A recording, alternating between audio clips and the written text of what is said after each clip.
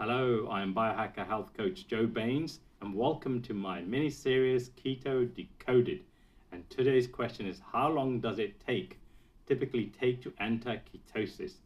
Now, that depends on a lot of factors. That depends on what you've been eating. That depends on how many times you've entered ketosis in the past.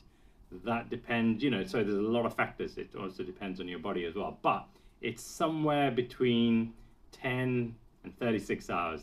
I'm just using a big marker, but normally it's about 12 hours for a normal person to enter ketosis. My body, for example, I've been keto for almost 10 years now, and my body goes into ketosis really fast. Like, it's just insane. Like, I've used a ketone meter, and like that, I'm in ketosis. In fact, my default is ketosis.